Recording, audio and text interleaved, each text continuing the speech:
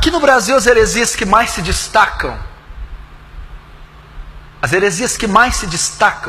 elas vieram aí dos últimos, talvez 50 anos, de forma mais acentuada, principalmente nos últimos 30 anos. É a teologia da prosperidade, é a confissão positiva, é a teologia da libertação. Esse é o carro-chefe que foi trazido para o Brasil através de Kenneth Hagin e até hoje perdura. Até hoje tem infestado a nação brasileira. Você primeiro deve saber a origem dessas heresias, que é a teologia da prosperidade. A confissão positiva ensina: declare. Você está doente? Declara a cura. Toma posse. Pega o que é seu. Exige. Decreta. Se é pobre, tem que ser rico. Está doente, tem que curar. São mais ou menos o bojo dessa teologia da prosperidade e do positivismo.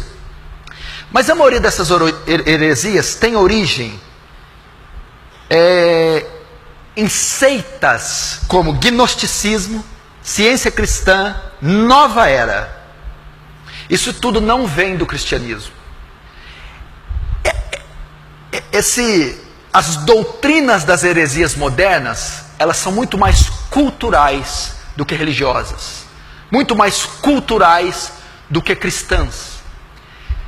Isso que você vê hoje florescer no Brasil, como teologia da prosperidade, curandeirismo, teologia da libertação, teologia da batalha espiritual, do positivismo, da confissão positiva, ela vem do gnosticismo, da ciência cristã, da nova era. Ela é muito mais cultural do que cristã.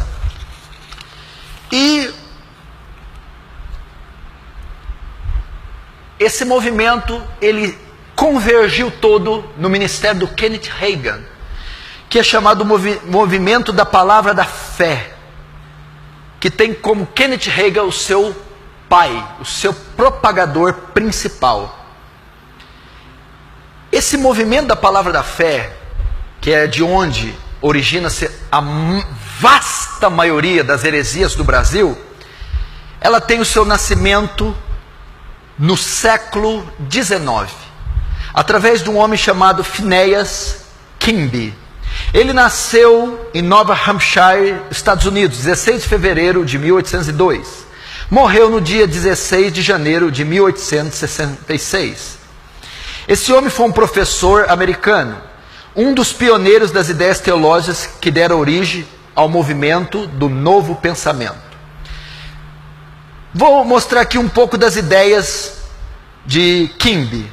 Quimby desenvolveu algumas ideias sobre a habilidade das pessoas de curar suas enfermidades por meio da força de suas mentes e palavras. Esta crença em cura derivava da teologia de um Deus amoroso e de uma realidade espiritual mais densa e profunda, mais real do que o nosso mundo. Quimby estudava ocultismo, hipnotismo e parapsicologia. Então eu estou dizendo da onde nasceu o movimento de fé de Kenneth Hagin. Primeiro começou nesse homem, num americano chamado Phineas Quimby. O que ele cria? Quais doutrinas ele sustentava, para você ter uma ideia? Quimby cria que tudo que você pensa, tudo que você fala, você atrai essas coisas para você. Tudo que você declara pode vir à existência.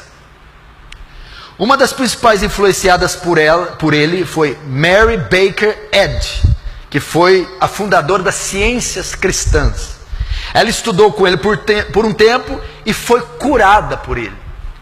Ela ficou tão impressionada com a cura e com os ensinamentos dele, que ela adotou muitas das suas ideias. E quando ela cria a ciência cristã, ela usa no seu pano de fundo muitas das doutrinas de Quimby. O que em suma ensina a ciência cristã?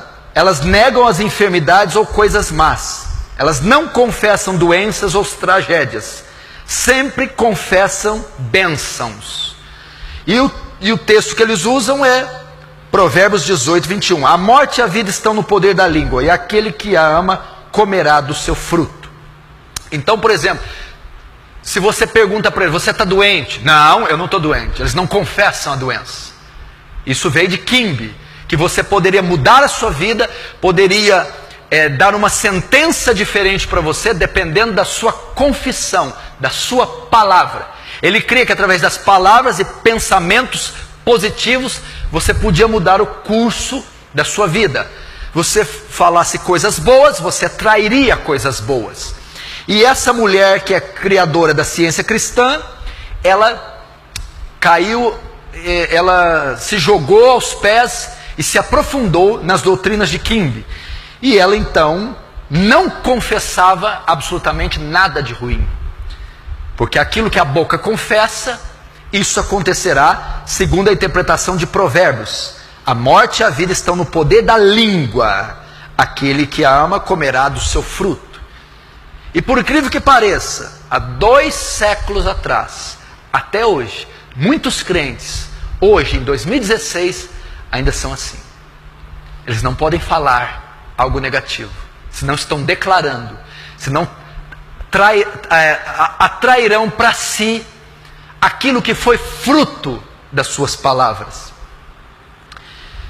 Depois desse homem, eu estou dizendo onde se originou aqueles que influenciaram Kenneth Hagin, que foi o pai do movimento Palavra da Fé, movimento esse que até hoje influencia a maior parte das igrejas do Brasil, principalmente as pentecostais, principalmente as neopentecostais e muitas, não todas, mas muitas pentecostais.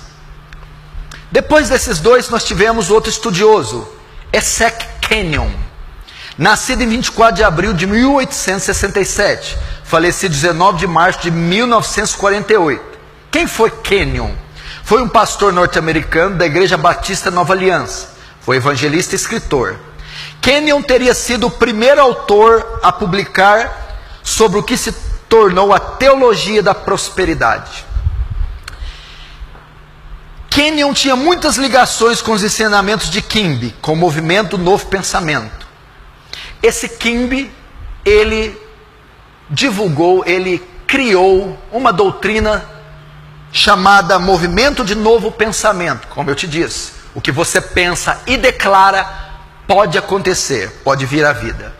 E esse Kenyon, que foi um pastor batista, que foi um escritor, ele sofreu muita influência, tanto do Kimbe, quanto também da Mary Baker.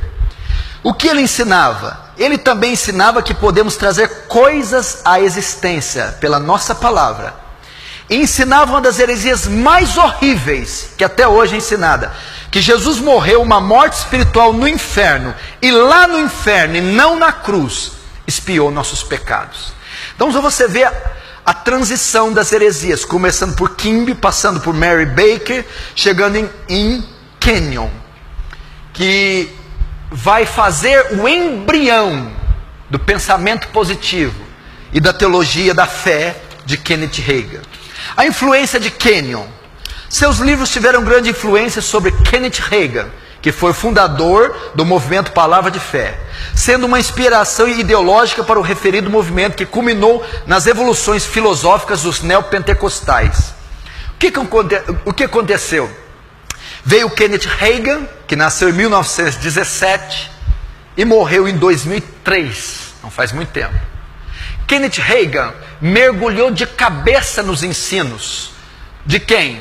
De Kimbe, de Baker e de Kenyon, que convergiu em Kenyon.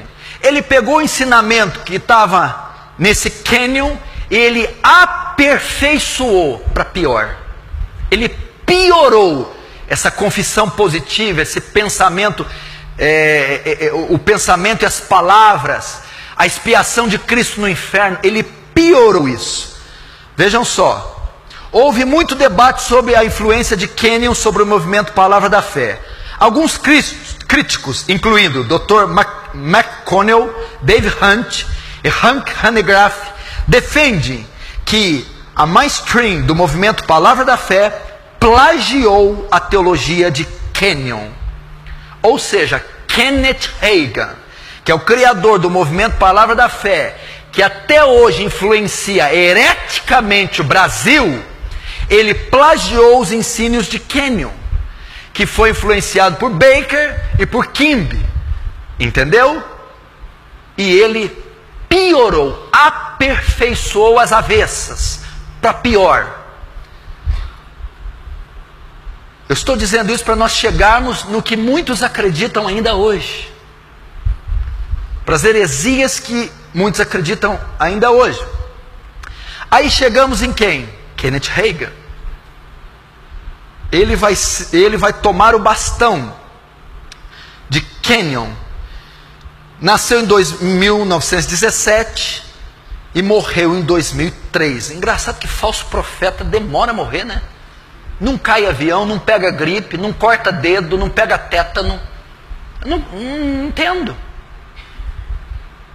Aí você, David Brennan morreu com 29 anos. Kate Green morreu por aí também, 29 anos. Quantos anos vocês têm?